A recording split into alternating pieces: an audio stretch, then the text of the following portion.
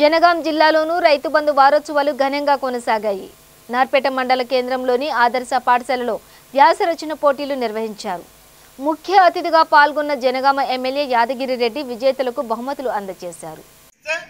నాయన సంసారం నడుపుతాడు కానీ ఏం చేస్తాడు అక్కడ 29 రాష్ట్రాల పిల్లలు కేంద్రంలో పనిచేస్తారు.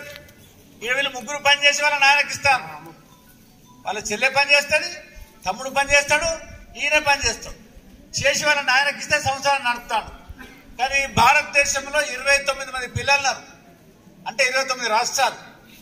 ఈ 29 రాష్ట్రాలు కష్టం చేసి తీసుకుపోయి కేంద్రం దగ్గర పెడితే ఏ రాష్ట్రానికి ఏం కావాలో ఇవ్వాలి. కానీ 29 రాష్ట్రాలు పెడతలేవు. 4 రాష్ట్రాలే మన తెలంగాణ, గుజరాత్, మహారాష్ట్ర, మధ్యప్రదేశ్. ఈ 4 రాష్ట్రాలే తీసుకుపోయి ఇస్తాను. మీతో అందరూ కూర్చొని తింటాను.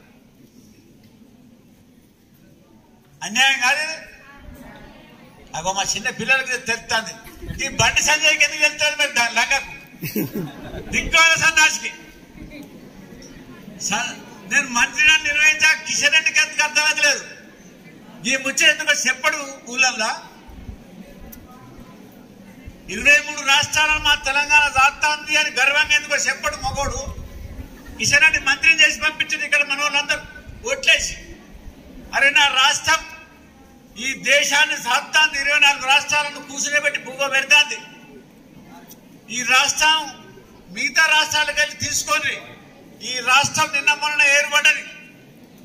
మన తెలంగాణ భాషలో పొయ్యిరాళ్ళే ఇంకా సరే కుదురుకోలే, వ్యవసాయం కుదురుకోలే, మన సంసారానికి కావాల్సిన సమకూర్చుకోలే, రూపాయి ఇయ్యలే.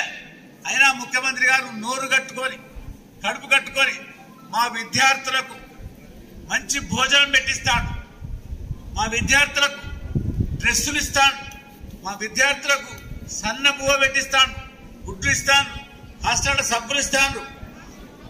ఇవాళ మా ఇక్కడ కూర్చొని మా పిల్లల అక్కలో లేకుండా తల్లులో ప్రసూతి అయితే ఆనాడు డాక్టర్ పోతే ఖర్చు అయ్యేది 10,000 నుంచి మొదలు పెడితే 50 నుంచి లక్ష రూపాయలు ఖర్చు అయ్యేది. ప్రసూతికి పోతే దాకాని పోతే మన తెలంగాణ భాషలో ప్రసిద్ధకు పోతే ఇవాళ ఆ ఖర్చు మా తెలంగాణ వాళ్ళు భరించకూడదు అని చెప్పి రాష్ట్ర ప్రభుత్వమే ముఖ్యమంత్రి గారు స్వయంగా దవాఖానకే ఖర్చు పైసలు కట్టి ఉల్టా మనకు ఆ పర్యటనకు పోషణ సరి ఆహారం దొరుకుతలేదని 12-13 వేల రూపాయలు ఉల్టా ఇచ్చి ఇంటికి పోయినాక వసతులు ఉండేవి సంవత్సరాలతో 60 ఏళ్ళు వెనుకబడి ఉన్నాం అప్పులతో అని చెప్పి మళ్ళీ కేసీఆర్ కిట్టు అని చెప్పి అమ్మాయికి కన్న తల్లికి కావాల్సిన సబ్బులు డ్రెస్సులు ఇచ్చి పంపుతుంది ప్రభుత్వం.